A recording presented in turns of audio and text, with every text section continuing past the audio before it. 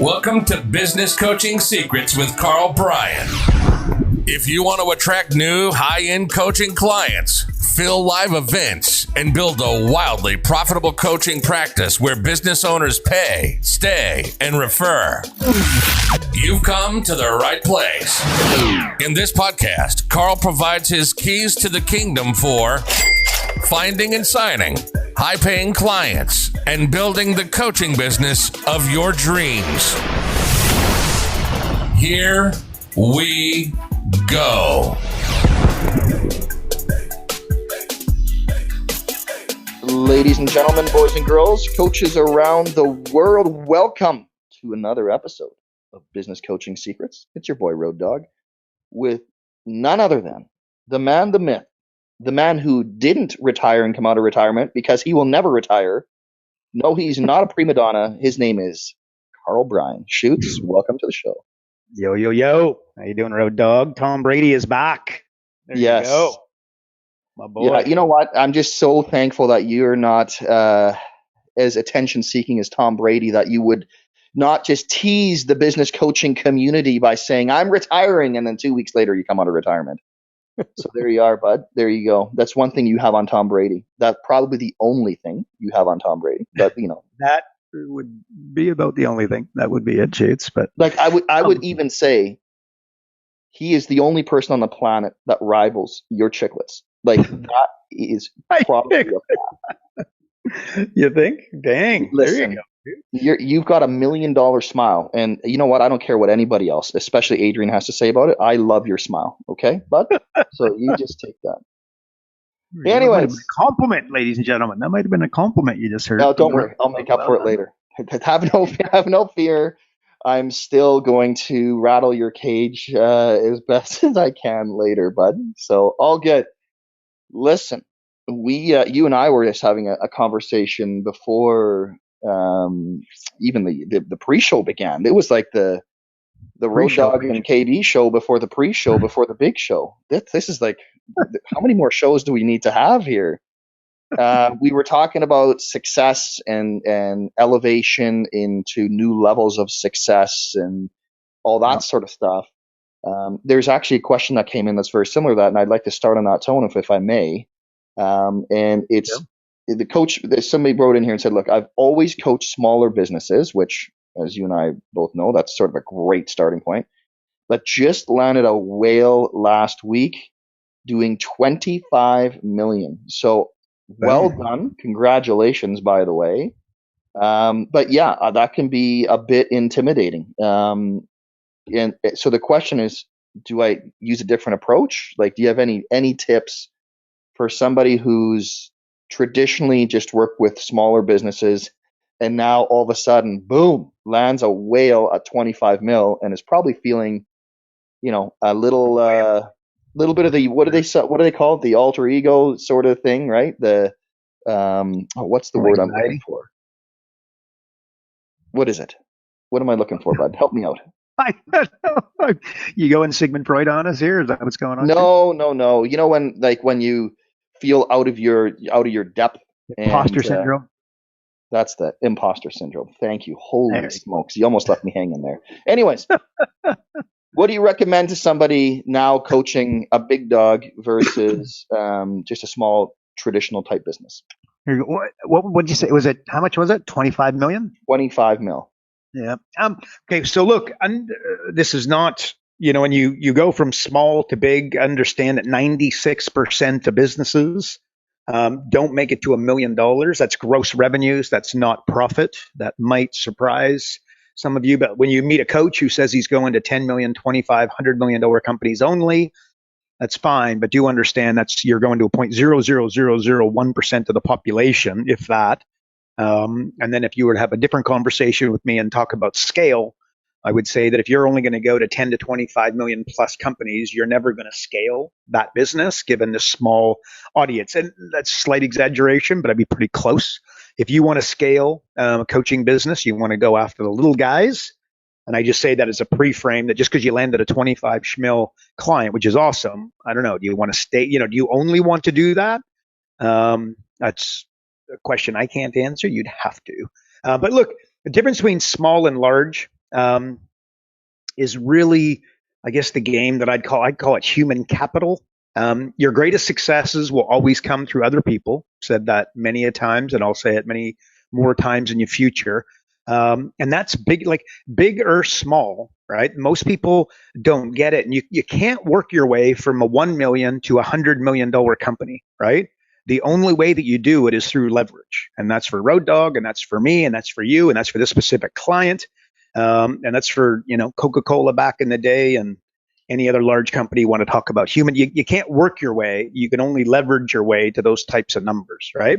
And again, if you introduce me to a $100 million company, we just said this in the pre-show, ironically enough, I'll introduce you to an HR company, right? They're really in the human resources business, but the problem is most people don't realize that. So they are in the business of attracting talent and attracting staff members that are going to basically stick around, right? So yeah, critical relationship between HR and how do I want to say it? Like continued success above small enterprise, because so 25 million. That's probably I dare say that threshold where they go from 25 million towards 250 million, or they come crashing back down to earth. What's the gap? A lot of knowledge and approach, but again, I just go to human capital. So if they stop growing, again, you just look at their people. Think of people as resources, oil, gas, etc. Talented people are better resources. Okay, so even like in my company, which is a little nothing burger in the grand scheme of things, but we're an 8-figure business, and I'll tell you that we treat our staff as best we can, and we're not perfect by any stretch, but we treat them like family. We've lost almost nobody who we wanted to lose. All staff, I personally speak to new hires, or I speak to all higher level new hires, and I put almost everybody on a 3-year agreement. And we've had, I think, seven staff members with us for just under a decade. And in fact, shout out to Big Al, who just passed 10 years with us over the weekend. My number one sales guy, he's been with us for over a decade. My bookkeeper's been with us for, I'm going to say, 8-9 years. I could go on. Bottom line is that you got to take that very, very seriously. And I think this client, a lot of clients that hover around 25 million, they've never had somebody say it to them that, explicitly, like, you're in the business of attracting staff, right? So, and so then it's like, okay, well, that's what you got to help them with. Managing staff is hard, and it needs time, it needs attention. It needs growth. The person that's managing those folks, you'd better have them, doing, training around leadership, because very few people are just natural born leaders like you hear about. I was talking to somebody about a trucking company literally just the other day. Staffing will always be the question was like, why can't they keep good staff? Why do they have this challenge with staff? And I'll tell you, they will always have this challenge with staff, right?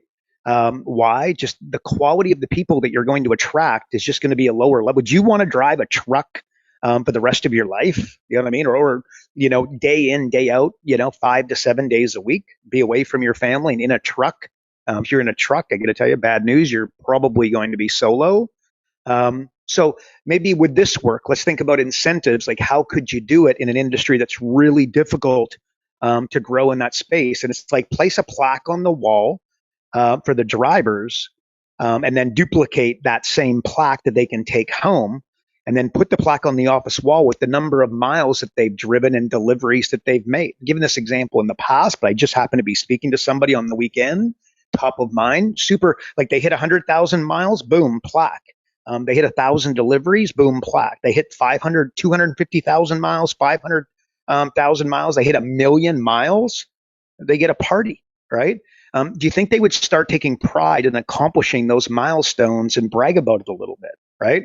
Would their wife and kids have something to brag about their dad, right? With their friends and, families and dinner parties, etc. Would they be showing, where would the plaque go? Is it going to go in the cupboard, or is it going to go up on the wall in the office? You're dealing with a guy who doesn't have an MBA, generally speaking. I'd be amazed, right? So I don't know. And then every 6 months, if the driver performs at a certain level, and that would be, if you're driving a truck, that's going to be sick days, that's going to be on-time deliveries, that's going to be keeping the truck in a tidy good condition, because then it's going to last longer. They send the driver on a 4-day trip to Vegas with $500 of gambling money. Actually, might need to say 1,000, given the state of inflation. I don't know how far you're going to get in Vegas with $500, but anyways, would that change the dynamic? Would that, you understand, like the HR components here? We're not working out how much more money we're going to make him, right? We're making it, more of an environment, right? And also create like a friendly relationship with those staff members and make sure that they're coming over to your house a couple times a year, right? That changes it. It creates a personal relationship. It gets everybody together. It's absolutely critical. You should also be doing that with your clients, but that's a different topic. But just like attracts like. And then those drivers, if they're getting treated in that manner and going to Vegas, do you think they might be able to recruit some excellent new drivers for them, right? Like they're at the bar and the guy asks, how are you going to Vegas again? Well, you were just in Vegas. It feels like just a few months ago. Says my boss sends me every 6 months when I do a good job and I achieve certain milestones.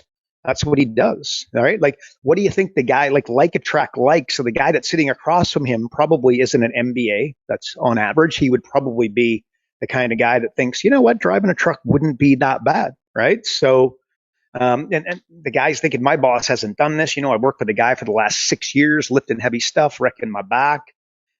Hey, are you guys looking for people? I'm just curious, right? Well, what I just described, like what that would be an inbuilt staffing growth loop. And again, do you think staffing might be a good idea for a company that's doing, 25 million, trying to get towards 50 million, 100 million? It will be done. They won't do it by working hard. They won't do it by, getting an MBA when they didn't have an MBA. They'll get it through leverage. Their greatest successes will always come through other people, right?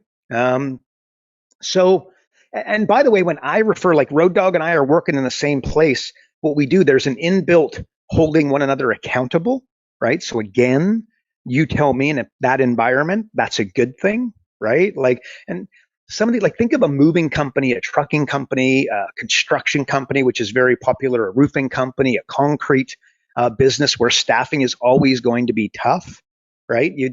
You can't. So you can't succeed at the highest level without surrounding yourself with not just people, but talented people. Understand that one A plus, what I refer to as a first round draft pick, but an A plus employee is worth 9 B, let's say B employees. Okay. One A plus employee is worth 9 of the, B,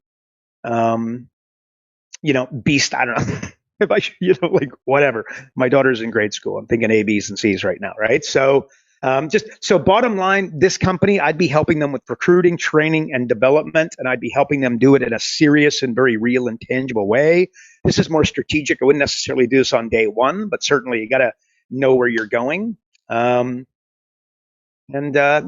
just dare say most companies, and certainly a $25 million company, which is not huge amount of revenue in the grand scheme of things. They just assume because they're paying everybody, they should just be happy. Oh, I gave this guy a raise, a 2% raise, a whatever, number of raise, he should be happy. That's not the way the world works. 4 things that motivate people: rank, recognition, prizes, money. Rank, recognition, prizes, money. Money is the last one by design. Not by happenstance. That's where it belongs. And that being said, you got to assume that they're making a good living. But believe me, the other stuff will motivate them significantly further, like that inbuilt growth loop, the trip to Vegas, plaques, high five. Kind of oversimplified, but that something like that is the way I'd be thinking. So answer is, of course, you do it differently. But this is just kind of top of mind from the pre-show. And it would just make a big impact for, staff. So whenever you're dealing with a client, they're doing 100 grand, $1 million, 10 million, 25 million, 250 million, 3 steps. Little red arrow, you are here. Okay. We built software to establish that. What are you looking like? Where are you at? Right. If you're on, where does that come from? If you're on a ski hill and you're lost, or you're looking for, where to go, or you're at a national park you've never been to, you see a map. The only part of that map that matters is the little red arrow, you are here. The rest of it is completely useless if you can't establish that, right? And then clearly define the goal and the outcome, like coach them. So little red arrow, you are here, clearly define the goal, the outcome, where we're looking to get to. And then coaching is basically the line in between. So that's it, Road Dog. That's what I'd, so yeah, the answer is definitely, that's what I'd say, bud. What do you think?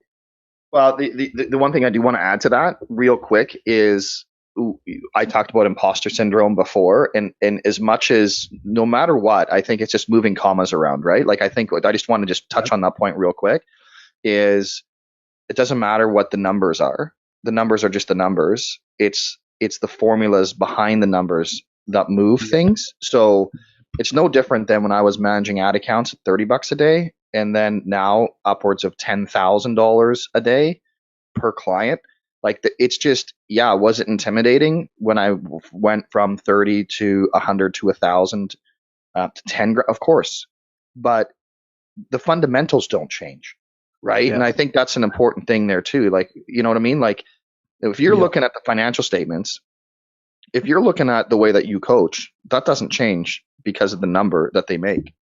And I think that's sort of an important point there too. Would you say? Yeah, 100%. Road, I got the chokehold on any business.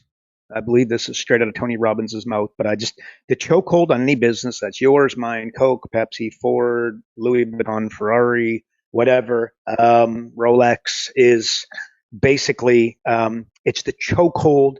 The chokehold is the psychology of the owner. How big can they think? And you got to see it as just, it's math. Big business, little business, successful business, bankrupt business, just it's math. So there you go, Shoots. Well, yeah, especially for you, you're preaching about, you don't need to know how to create a financial statement. You just have to know how to read it. Yep. It's just the commas in a different space, right? Like the fundamentals of what you're suggesting and what you're coaching them on. The other thing that really came to mind as you said it right at the end there is, you always say little red arrow, you are here. Like we get it, dude. Like frick, you say it every frickin' show 10 million times. But how true is that of just when like we all preach it, but how many coaches actually have a legit plan in place for their client, which A, first identifies the starting point, and then B, identifies the target? Like I would venture to guess it's less than 1% of coaches that legitimately have a plan in place, and a lot of them are just shooting from the hip going into a meeting. They're not prepared. They're not taking the time. I'm just that hit me right there when you said that, and I'm pretty sure that that's pretty damn accurate.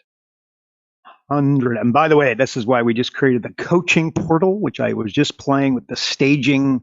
It's on a staging server right now, but we've created, the coaching framework, as in you're doing a weekly coaching lesson, and the notes that you take and where you put them, and then it archives notes that you send them, notes that they send you. So anyways, yes, Road Dog, agreed, buddy. It's little red arrow, you are here. What are you looking to accomplish? And then it is intersecting those 2 points the same way that you look at a map and you're trying to get from LA to New York.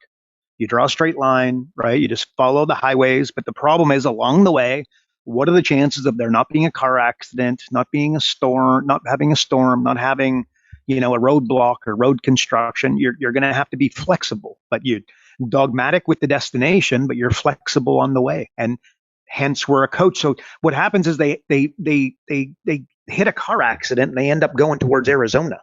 And they don't realize that they're going in the wrong direction for what they originally wanted, right? This is why they need a coach. Kobe Bryant couldn't see himself shoot. Tiger Woods couldn't see himself swing. This is why they have coaches. The end. Love it. Now with the, you talk about, the workplace and staffing and everything else, which holy smokes, for anyone that's ever had a team or staff, like what a freaking nightmare, right? Like, hey, some people are designed for it, right? Some people are built for that. I'm just not that guy. I avoid people pretty much. Like, listen, best thing to come out of COVID is social distancing. Like, I hate people in my space to begin with, and now it just became okay for me to tell them to just back up. Like, it's beautiful, right? Anyways, without being, he's not joking, folks. By the way, no, like seriously, people in my space, like seriously, it still reminds me. Okay, side tangent here. Now, why am I going down rabbit holes? So I don't the know. best commercial, dude, is so ICBC is the Insurance Corporation of British Columbia. They had this perfect commercial years ago, and it's somebody walking on the sidewalk, and there's somebody literally like almost on their back walking right behind them, and it just says, "You wouldn't walk like this. Why are you driving like this?" And I'm like, that is just Nice. beautiful, right? Just freaking perfect because I hate people in my stress. Anyways, people, workspace. I'm back on track. How would you suggest, or what you said about determine the strength of the workplace? Like, how do you determine the Mm, strength? Like, what do you mean by that? yeah. Well, okay. Little red arrow. You are here again, like Road Dog just said. Shocker. What kind of leadership do you have, right? So, if you plan to help your client grow and maybe exercise, huge returns, maybe on your contingency agreement, cough, cough, good idea. Go to their staff and ask some questions. Just say, look, permission to interview your staff freely, and anything that they tell me to keep confidential, I'll be keeping confidential, that's not the goal. But I need to establish this little red arrow. You are here. Your greatest successes will come through other people. So let me look at the other people you're currently surrounding yourself, right? So that exercise will go in a long way in establishing that red arrow and determining, I guess, the strength of the workplace, which critical. So what would you do? I would come, you're working at a job and I'm interviewing. It's like, are you crystal clear on your job description? Okay. So if I interview 10 people who just left this particular place or any place of work, and I say, why did you leave? What will come out of their mouth, amongst some other things, no doubt, but I wasn't entirely sure of what was expected of me, is what they'll tell you, right? So job description, is it defined? The roles and responsibilities, etc., articulated, and could you show me a document? Are you crystal clear on, and again, I'm speaking to a staff member, are you crystal clear on the outcomes and results expected of your role, right? Can you tell me, like we always talk about, you need to have a mission with the company. Well, I would go to somebody and say, can you tell me the mission of the company? There's a really good chance they can't. And it's either that they don't have a mission, that's a bigger problem, but equally good chance that they have a mission, but then they're not telling anybody, right? So it's the owner and a few select, higher ups that are kind of discussing it. So that's a question I'd ask. Okay, so now once you've established that mission, then I guess maybe a follow up that would make sense would be like, to call him Dave. Dave, is the mission of this company a meaningful one, right? Like, as in, is it just meaningful to the owner of the company, or is it meaningful to everyone? And it would be a good idea that especially your key staff, but that everybody, believes in the game plan. Do you have the opportunity? Okay, so I'm talking to an individual and I want him individually or her individually to be working to their strengths. So like, do you have the opportunity to do what you're best at each day? Okay. Thinking about this, you've heard me say this before, probably if you followed our podcast and whatnot, but it's like, if you want to make a lot of money, what is people all the time, do what you love and you'll never work another day of your life, right? That is categorically untrue. Because if you've ever done what you love, you quickly can't stand what you used to love, right? Kind of a 101.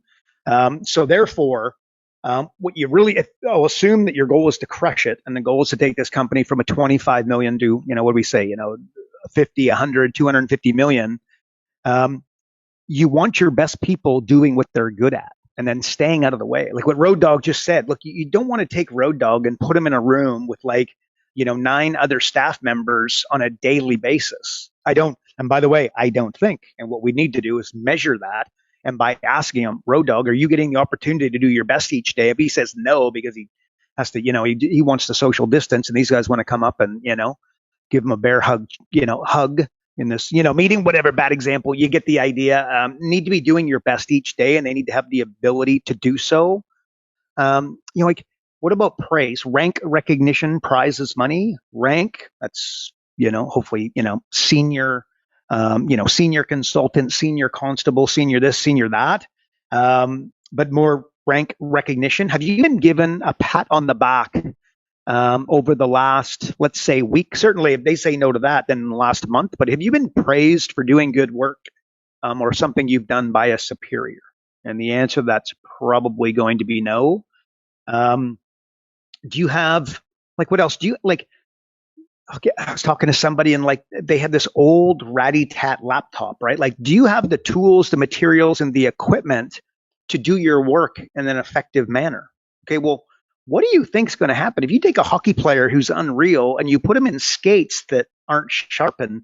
There's a lace missing out of one of them. How's that going to work out, right? It's kind of a one-on-one. Some of these, this might sound possibly even in the platitudinal area, but far from, far from. Do your superiors care about you as a person? Getting a little bit personal. You might want to, but I'd be interested in that answer. And I got to tell you, if the answer is no, we got a bit of a challenge here. Do you feel like your opinions matter? You could go A and B there. You could combine those two questions maybe. But that, you're going to get some, good data, good information, from the staff member there. And if they don't feel like they matter, you get your greatest successes from where? From other people. Well, if they don't feel like their opinions matter and that they're, my superior, my manager, my boss, the guy who owns the company doesn't care about me as a person, I don't know. You think that company's going, without knowing who these people are, do you think this company's going from 25 million to 250 million? Or do you think they might be at risk of going from 25 million back towards 10, which is more common, right? Like, what about we're all coaches, right? Like, no doubt we all understand the power of coaching, but like, are you encouraged to develop as a person? There are a lot. And as I say that, you might be like, oh gosh, that surely they are. There's a lot of people who don't believe in personal development. Okay. And I know a lot of people that have made a lot of money, drive really cool cars and live in big houses and fly private, and they couldn't give a rat's backside about anybody bloody but themselves. Right. So don't just assume because somebody's really cracked it, they've got these things. Right. And then, by the way, they do tend to digress. So have you ever met somebody who had a big company and no longer has a big company? Possibly these are the types of challenges. These, if you go deep, these are some of the things that they might, look, fundamentals 101 as coaches. But I would say that this $25 million company, are they doing it? I don't know. What else would I ask them? What about like Road Dogg and I are working? Hey, Road Dogg, are your coworkers committed to excellent work? What do you think? It's like the growth loop that I mentioned earlier. Well, when somebody's working really hard, they're going to push me. We've all think of the government. Okay, what's the government literally famous for? You do not go work. And if you don't know this is absolutely categorically true, times a million. And that is that if you show up and you get a job at the government and you work too hard, you will end up getting poo-pooed by the staff around you. You'll be grabbed into a little room and said, look, we don't do things like that around here. This isn't private enterprise. We don't want you working too hard. All you're going to do is make everybody else look bad. All right. Well, how's that working out? So the exact opposite is what we're looking for in private enterprise. We want people to be striving and looking to take on more leadership and higher level roles and just generally doing a great work. Right. What about, like, do you have friends at work? That's again, like, what happens is you spend a lot of time there. Do you consider these people to be friends? Well, just go into your little crystal ball and do a little prediction for me. If they don't feel like others are doing excellent work and that they've got friends at work, they're going to stick around a long time? Are they going to go above and beyond? And places like Zappos were like famous for this, like where they just make it so much fun, right? They just make it fun to work there. So I don't know, like, no doubt you could pull some other questions. In the last years, have you grown as a person? How many people have worked? Like, a lot of people, they have 10 years of experience, but they really have 1 year of experience 10 times. Is that the kind of person you want working for you? Is that the kind of person that is going to help you take a company from 25 million to 250 million? We know the answer, but are they? And they know the answer too if we ask them. My question is, if I look at the day-to-day activities, the staff meetings, the personal development seminars, the coaches that they're bringing in, the coaches that they're not bringing in, the questions, like I said, very common to speak to somebody who has had a really big company and they no longer have. And that's not to say that this is always the case. Sometimes there's, political climate and economic climate like 2008 and that sort of stuff. But I don't know. Is that are you encouraged to grow as a person? From the leaders of the company, from the owners of the company, from your superiors, from your managers. That's so. I would just dare say that, and there's a bunch of others, and no doubt, you could think of a bunch more, and maybe there's a few that you'd leave off, which is totally fine. But look, staff that respond positively to the questions, and many more, and maybe a few less, are no doubt. Um, this is the kind of business that's going to be successful. And then you define, okay, well, what is success? So if you do all those things right, what's going to happen? Are they going to become more profitable or not? The answer is obvious, right? Well, generally speaking, higher levels of productivity when everybody's encouraged to grow and working together, and you've got these, this inbuilt motivation.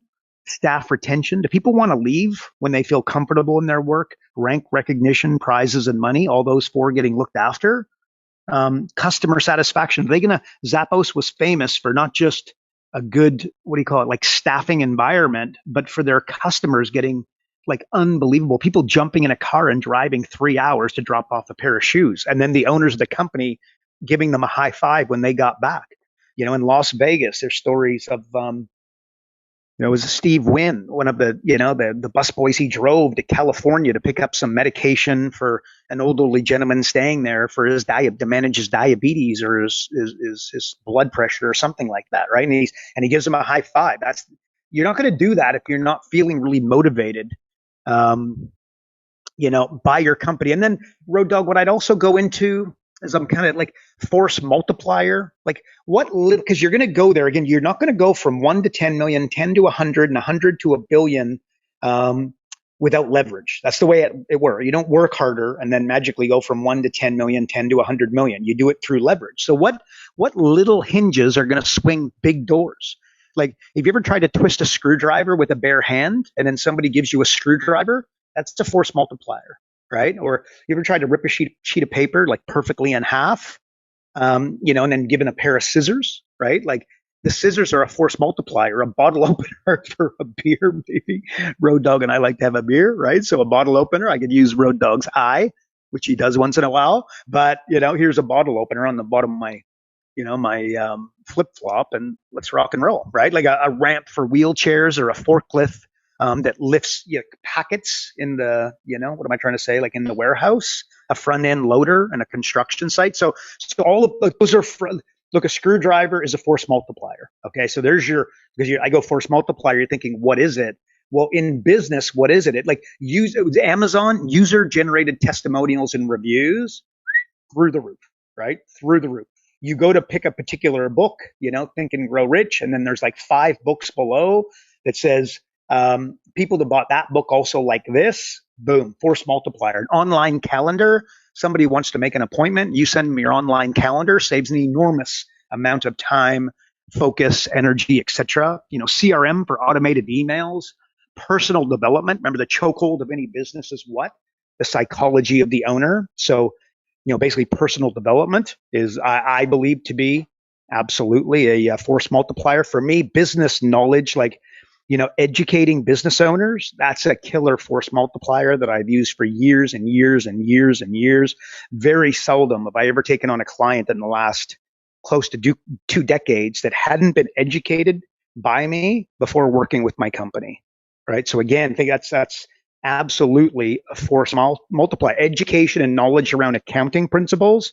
Road Dog and I talked about that for literally years. Accountability. So think of a sales board, regular staff reviews. What I just said a minute ago is having like rank recognition, prizes, and money, like having a reward system formalized, signing a 3-year contract with a staff member.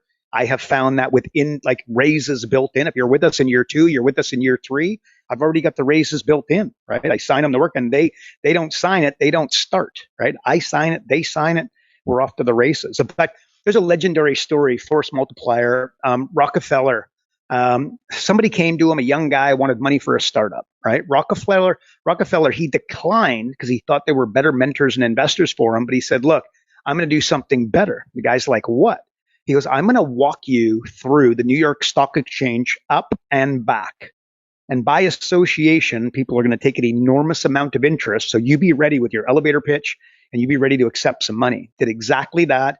And all of a sudden he created a little bit of this famous story, but ended up with a little bit of a bidding war and absolutely got the money, and not from Rockefeller. So it was association that was the force multiplier. If he's good enough for Rockefeller, he's good enough for me, right? So force multipliers like a screwdriver. What is the force multiplier for you and your business? Who is it in your business? And then of course, who would it be for your clients? So, and by the way, on a personal level, which might be relevant here just for our coaches, at the end of the day, had a long conversation about this with a guy this weekend. We're just sitting down chatting to do. And like, I was like, man, like, he was doing a mistake I had made in the past, and then he was optimizing for the wrong thing. Like, the word 100 million, okay, this is a successful guy, by the way, right? So this isn't beyond him, but he just 100 million. He was totally set up, or what do you call it? Like, he was hung up on, what is it? Like, location dependence. He wanted to be able to move wherever he wants, whenever he wants, and he wants to be able to work from wherever he wants, right? Like, as if that's new, right? I'm like, okay, you and everybody else, all good. But the other thing was $100 million. And I just said to him, and I think when he went away, when we were done, we were buddies, right? This wasn't a client, this is just a buddy, over a coffee type of thing. And he went away, and I think he was possibly thinking a little bit differently afterwards, where it's like, you know what? And I'm like, 100 million? Do you really careful what you wish for here, Shoots, right? $100 million company. Do you want, you talk about lifestyle, and then you talk about $100 million company in the next breath. I'm like, these things, there's a price to pay, a very large one for building $100 million company. And that's just the way it is. So I don't know. You know what I mean? As you're listening to this, for your clients, be careful, because okay, here's what I'm trying to say. I sat with somebody who said they wanted to build $100 million company. And then with less experience, maybe I would have went, okay, I got to help this guy build $100 million company. Well, no, I pushed back. And I said, and he might have pushed back and said, no, I want to build $100 million company, and I'm willing to make those sacrifices. And then the second half of the conversation would have gone very differently. But you see how the little red arrow you are here, don't think that you're establishing it just because you're asking some questions and getting some answers. You gotta be willing to push. And you got to be willing to go deep. Put a magnifying glass over the answers, maybe, is what I'm trying to say there. But bottom line, on a personal note, optimize for the right stuff. Don't know if that's a force multiplier, but it certainly would be for like happiness. But living from a place of gratitude that I personally am working on, on a daily basis. Because again, I'm a very driven individual. If given the opportunity, I would just work, 20 hours a day, sleep for 4. Well, that's an exaggeration. I love spending time with my family, but I work too hard, the end. But it also gives me juice, and it makes me a better father and a better husband and a better guy and a better friend. So that's my opinion, by the way, and I might be delusional on that, but that's what I'm going with. But you guys go into the gym, stretching, meditation, all force multipliers. So look, bottom line, Road Dog, bigger the company, the bigger the impact of the decisions. So if you got a 1-ton truck and you have a Peterbilt building massive cargo, if the 1-ton truck makes a wrong turn, it's probably easily recoverable. If a Peterbilt does it with a massive trailer and massive cargo makes a wrong move, it's going to be really difficult. You're not going to be able to go do a U-turn in the driveway, right? If you're riding a tricycle, not much happens if you fall over. You're driving an F1 car at 100 miles an hour on a racetrack, not so good. So if you're helping a $25 million company, you've got to think at a higher level. You got to go way more strategic than tactical. Human components of progress equals happiness will not go away. So you've got to get some runs on the boards, ideally some early runs on the board. So I'd encourage you to be thinking along those lines. But when you guys make a decision, and it's the wrong one, not the end of the world by any stretch, because I don't want to make anybody all of a sudden all cautious to make a move, but understand that this is a Peterbilt at on its way to a Peterbilt at 25 million, versus the tricycle. So maybe be cautious, and just always remember this, Road Dog, for everybody listening: your greatest successes will come through who? And the answer is other people. Staff, joint ventures. A personal assistant is a force multiplier for sure. If I didn't have somebody managing my emails, managing my calendar, reminding me of things that I've forgotten or have to do, etc., I wouldn't be anywhere near as productive. So just thinking about, there's all those types of things in your business, but surround, again, everybody, so many people out there as a one-man show, it's and one gal show. I'd be very cautious with that. Anyways, Road Dog, I'm not sure if I had done a rabbit hole there on you shoots, but strength of the workplace, I think those are the questions that I would ask. These are the things that I'd be thinking about. And as I'm asking those questions, how I got there. When I'm asking those questions, I'm looking for force multipliers. If they don't have, this guy hasn't been given a raise, that means probably everybody else hasn't been given a raise. And this might, come in if built properly, or they don't have a rank recognition, prizes and money platform, let's call it, like a way to motivate people in those 4 ways, and you help them build that. That's going to be a force multiplier. That's kind of where I was going. That'll be like a screwdriver. So there you go, Shoots. What do you think? Okay. Wow. Rabbit hole. You're right. Listen, I just want to say I love that. Oh, I just want to make $100 million a year. Like, really? Yeah. Like, I love how people these days are just like, I saw Gary Vee talking about it. Like, everyone talks about, I want to make $1 million. Like, do you actually know how many people make $1 million in the United States? 0.1%. So like, it amazes me that if you are, what is it, like making more than 400 grand, like you are in the top, That's it. what, 1% probably, right? What else do you need? No.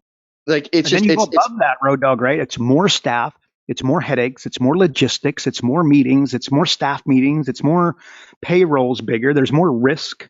When you help let me say this, okay, gross profit margin. Okay, if you don't understand that, just shame on you. You can't follow this podcast and not know what gross profit margin is in the future. Okay, we're banging it over your head for a long time. We'll continue to. Okay, so if you help your client grow from 1 to 10, 10 to 25, 25 to 50, and you don't do it with one eye on those 3 little magical words, gross profit margin, you are putting your client in harm's way. Make no mistake about it. And I don't think that and by the way, by accident, right? Like you're a great person. You're a great coach. You love your client loves you, and you send them into harm's way. Do you want to be responsible for that? I know the answer is no. So just, like gross profit margin, understanding like the importance, that would be a force multiplier. I'm actually like, there's a force multiplier on bloody steroids. You understanding gross profit margin and starting to think about it and understanding and look for it.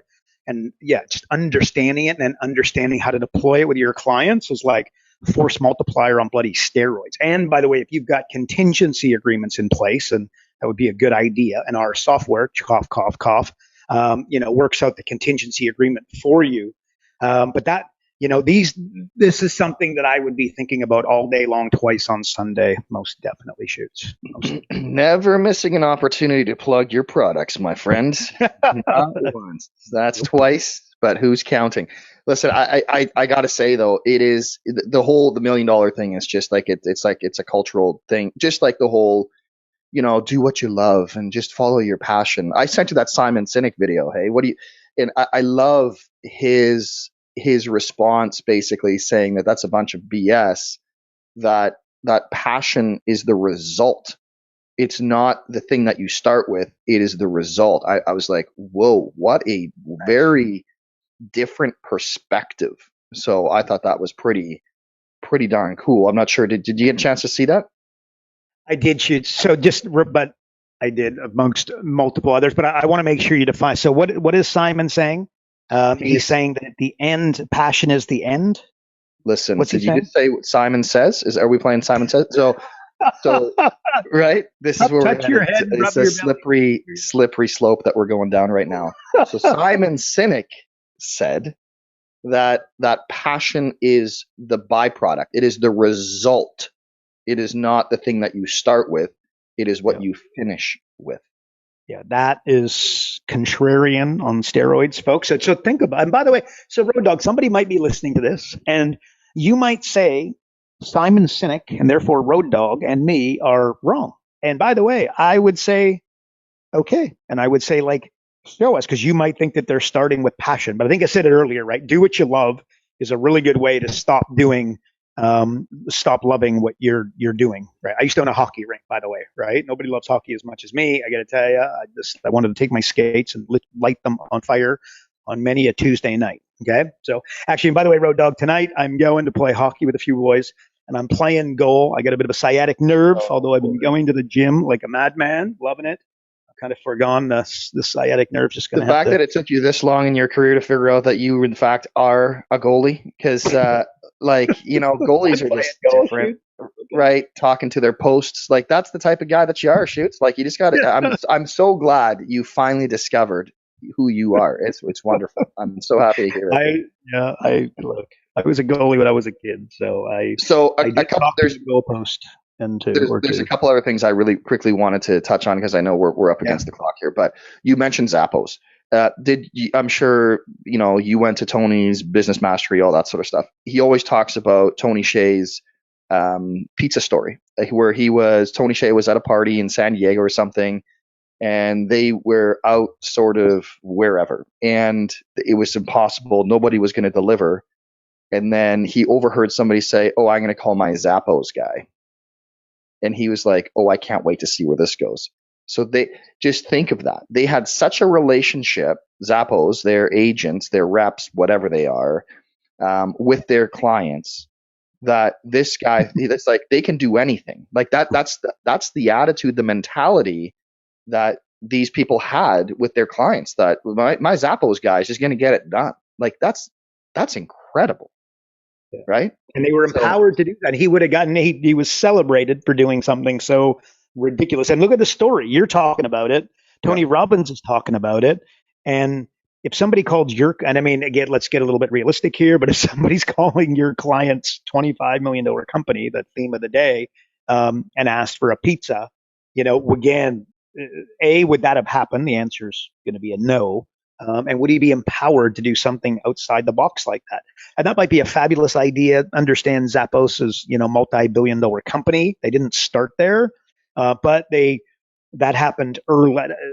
They're not doing it because they're a multi-billion-dollar company. They're a multi-billion-dollar company because they started doing that kind of stuff. So yeah, I love it, Road Dog. I love it. The other thing is the recognition piece. Dude, when I first started curling, I curled with this old school legend of a guy. Shout out to the Tunneltown Curling Club in Tawasin. And good old Ken McKenzie. You always knew you had a great shot when all you heard down the sheet was, "Atta boy." If you didn't hear that, however, you knew that perhaps there was some room for improvement. But last thing I want to ask you is, you talk about it's like we always talk about, you are the sum of the 5 people that you hang out with. You were talking specifically inside of the business, who are the people that are inside of your organization. What about on a personal level? Like, how would you, I guess, do a self-audit, if you will, on, am I hanging out with the right people if growth is on my mind? Do you know what I mean? Yeah. Is that a stupid question? No, look, I'd go to questions. You know what I mean? You got to frame it up. Like, first of all, define, like, what do you think a quality person is? Like, you're, more introverted. I'm more extroverted, right? So we're not going to pick the exact same 5 people. We have a lot in common. And I would dare say there would be a little bit of overlap, because there'd be things more important than just introverted and extroverted, to factor. But like, look, one guy is you and I joke about drinking beer and all that stuff, but we're both, it's not like we're pounding beers on Tuesday by any stretch of the imagination. And we get together.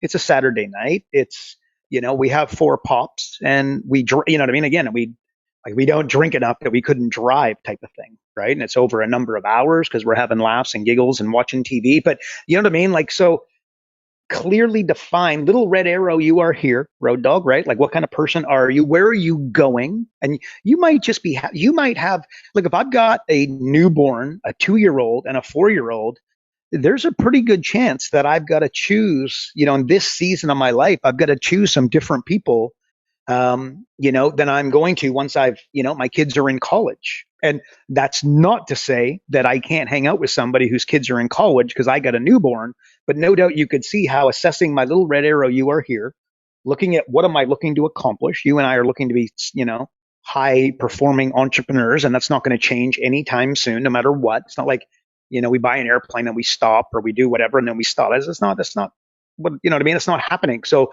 little red arrow, it's the same process, mate. Little red arrow, you are here.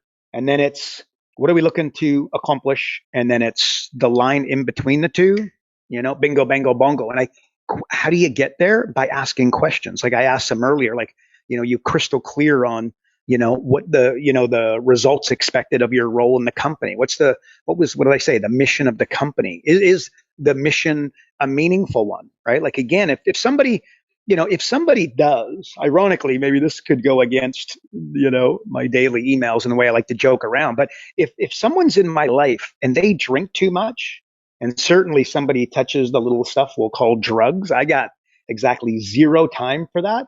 I don't say, hey, I don't stop returning their phone calls. I don't stop returning their texts.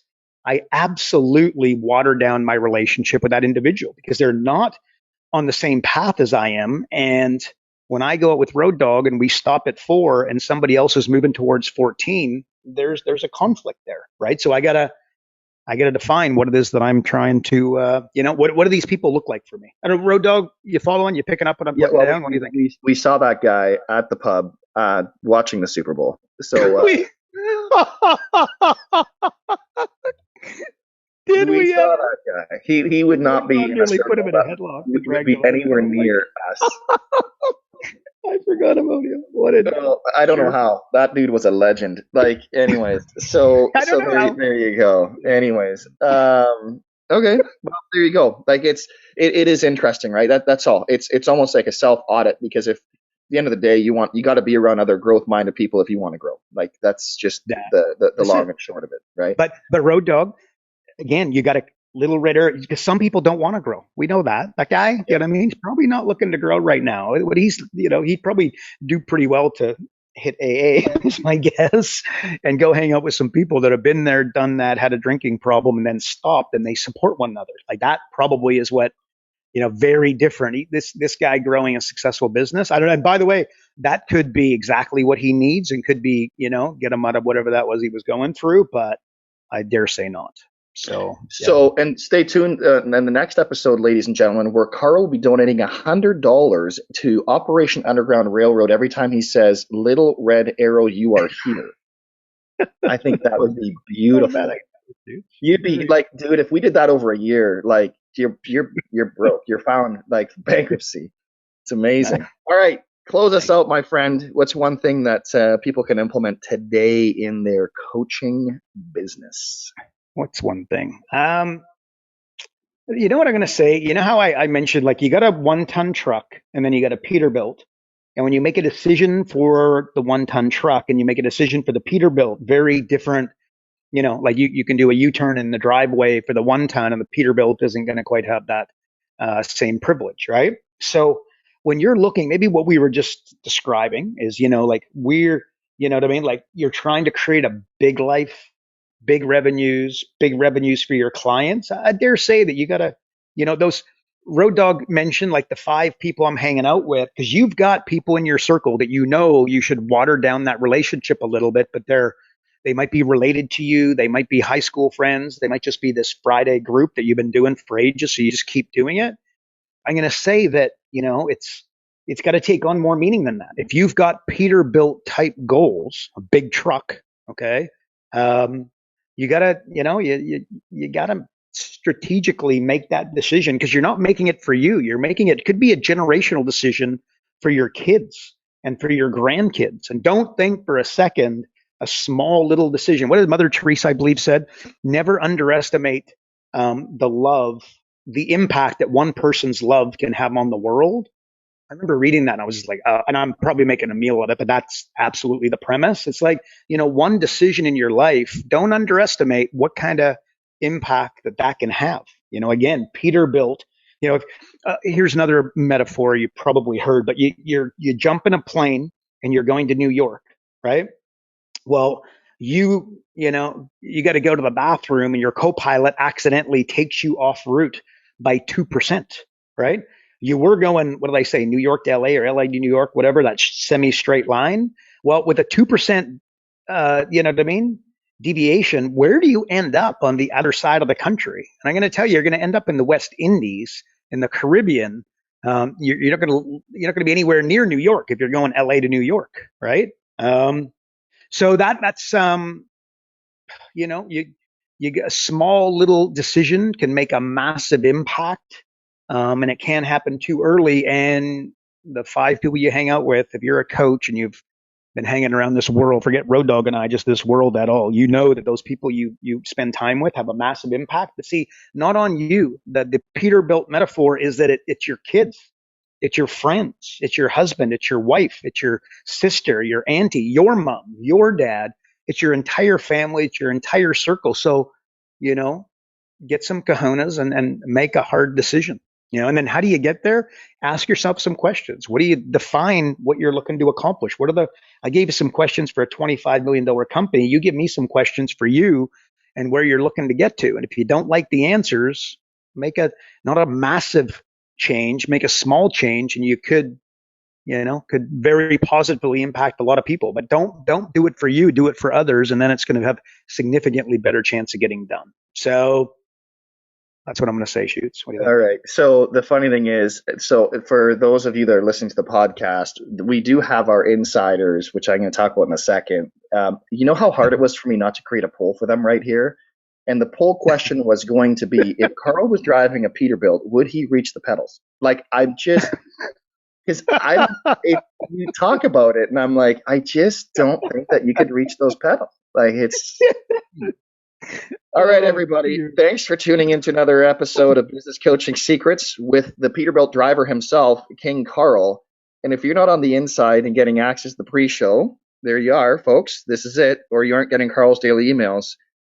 Just go to focus.com, subscribe today, and he can give you great daily emails, number one, but definitely all the other info that you need to build your business. If you enjoyed the podcast, please share it. Obviously, we'd appreciate that. And if you wouldn't mind leaving a review, we would greatly appreciate that as well. And that is it for another week, ladies and gentlemen, boys and girls. And remember, progress equals happiness. Take care, everybody. Karl Bryan built Profit Acceleration Software 2.0 to train business coaches how to find any small business owner more than $100,000 in 45 minutes without them spending an extra dollar on marketing or advertising. This becomes a business coach's superpower. So as a business coach, you'll never again have to worry about working with business owners that can't afford your high-end coaching fees. Check us out at focused.com.